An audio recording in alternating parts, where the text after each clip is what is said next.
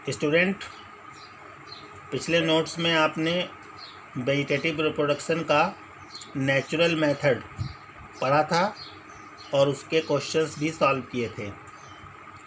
आज मैं आपको वेजिटेटिव रिप्रोडक्शन का आर्टिफिशियल मेथड किस प्रकार से होता है, उसके टाइप्स क्या होते हैं, इसके बारे में इस वीडियो के थ्रू बता रहा हूँ।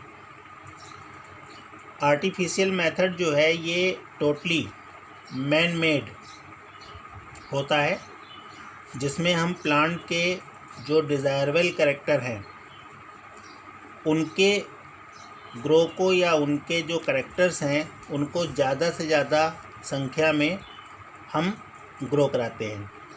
डिज़ायरेबल कैरेक्टर से मेरा सेंस ये है कि जैसे फ्रूट प्रोडक्शन, रूट प्रोडक्शन और डिफरेंट टाइप के जो उसकी ऐसी क्वालिटीज़ हैं जो अदर प्लांट में नहीं होती हैं, उनको हम, जैसे फ्लावरिंग प्लांट में है तो फ्लावर का साइज़, फ्लावर का ग्रो, नंबर ऑफ़ फ्लावर एक प्लांट में, इन सब चीज़ों के बारे में हम कैरेक्टर को चूज़ करते हैं।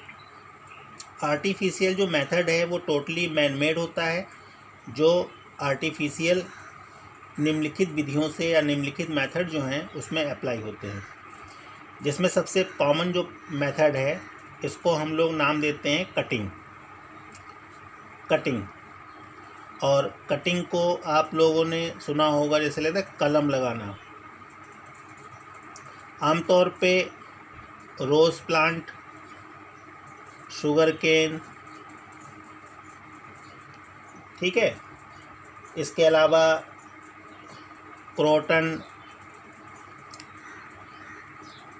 ठीक है, इन प्लांट्स में जनरली कलम लगाने का या कटिंग का जो मेथड है उसको यूज़ किया जाता है। इस मेथड में हम लोग करते क्या हैं कि जैसे किसी भी प्लांट में उसके स्टेम या रूट का एक पोर्शन प्लांट से कट कर लेते हैं। बस ध्यान ये रखते हैं कि जो पोर्शन हमने कट किया है उस पोर्शन में एडवेंटिशियस बड होना कंपलसरी होता है या आवश्यक होता है।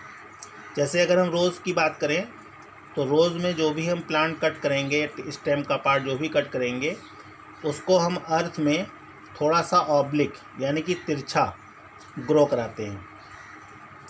अब इसमें जैसे ये पोर्शन जो है ये बड का है, इस तरह से हम इसको तिरछा ग्रो कराते हैं। कुछ समय के बाद ये जो एडवेंटिशियस बड्स हैं इनसे एरियल ब्रांच डेवलप हो जाती हैं और इस तरह से हम एक नया प्लांट डेवलप कर सकते हैं।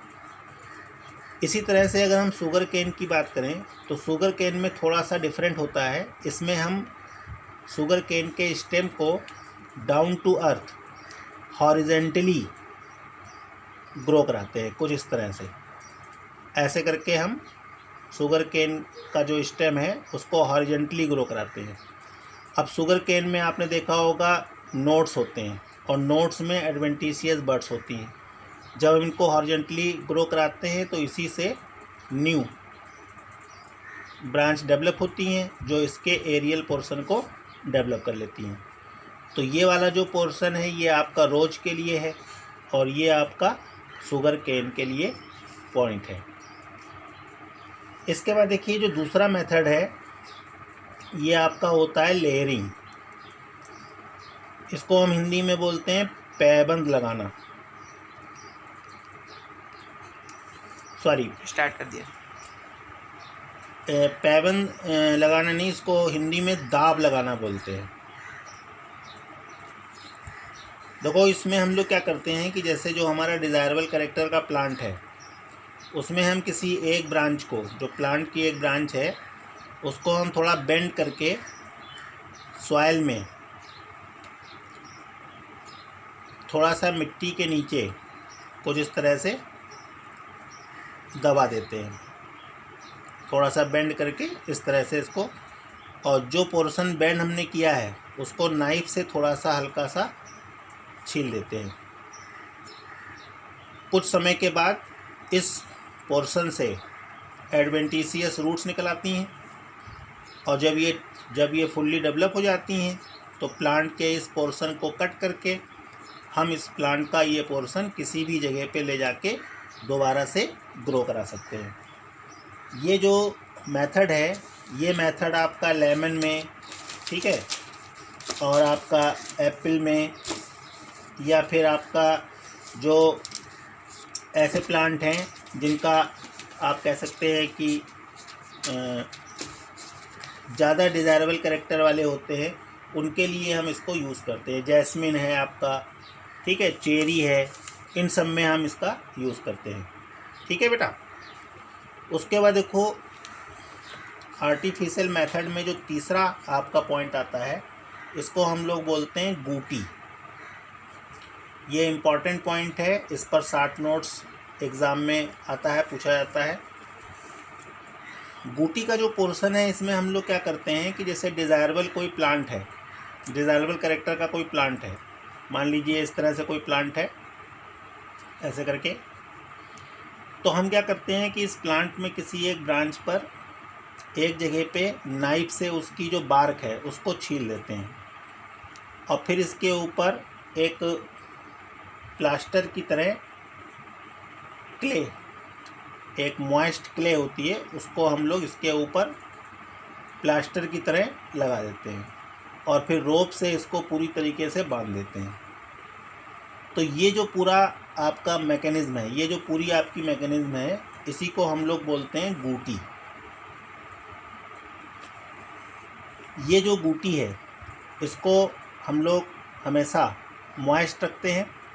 अब इसमें कभी कभी ऐसा भी कर सकते हैं कि दूसरी ब्रांच में एक पॉट की सहायता से एक रोप लगा देते हैं, और उस रोप से पानी जो है वो इस गूटी पर गिरता रहता है, जिससे कि ये हमेशा मॉइस्ट रहती है। ये जो आपका मेथड है, ये मेथड भी जनरली बहुत यूज़ किया जाता है, जैसे मैंगो के लिए है, ऑरेंज के लिए है, ठीक है, एप्पल के लिए है, इस तरह के मेथड को इसमें यूज़ किया जाता है। उसके बाद देखो चौथा जो मेथड है वो आपका कहलाता है ग्राफ्टिंग। ग्राफ्टिंग को हम लोग बोलते हैं पैबंद लगाना। अब देखो इसमें पैबंद लगाने की जो विधि है, इसमें हम लोगों को दो अलग अलग प्लांट की रिक्वायरमेंट होती है। एक प्लांट वो होता है जो बेस बनाता है, बेस बनाता है। तो जो बेस बनाता है वो हमारा डिज़ायरेबल प्लांट होता है। ये जो प्लांट है हमारा डिज़ायरेबल प्लांट होता है, और इसको हम लोग बोलते हैं स्टॉक। जो बेस होता है वो हमारा क्या कहलाता है, स्टॉक। फिर इस प्लांट में हम जिस प्लांट को पैबंद या ग्राफ्टिंग द्वारा ऐड करते हैं, जोड़ते हैं, वो कहलाता है सियोन। इसको हम लोग बोलते हैं सियोन। तो जैसे मान लो हमने किसी प्लांट का एक अदर पार्ट ले लिया, तो जिस प्रकार से हमने स्टॉक में एक कट लगाया है, उसी शेप का जो कट है वो हम उस प्लांट, जो अदर प्लांट है, उसके पोर्शन पे भी लगा देते हैं। अब दोनों प्लांट को हम लोग आपस में कुछ इस तरह से जोड़ देते हैं, और फिर इसके ऊपर एक मॉइस्ट क्ले का प्लास्टर कर देते हैं, और फिर इसको रोप से बांध देते हैं।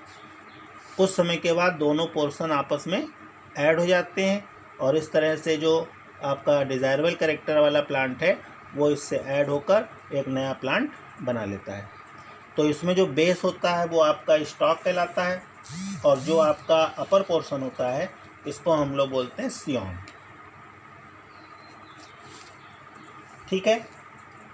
उसके बाद देखो इसमें जो ग्राफ्टिंग का पोर्शन है, इस ग्राफ्टिंग के पोर्शन में अलग अलग टाइप की ग्राफ्टिंग, जैसे बड ग्राफ्टिंग होती है।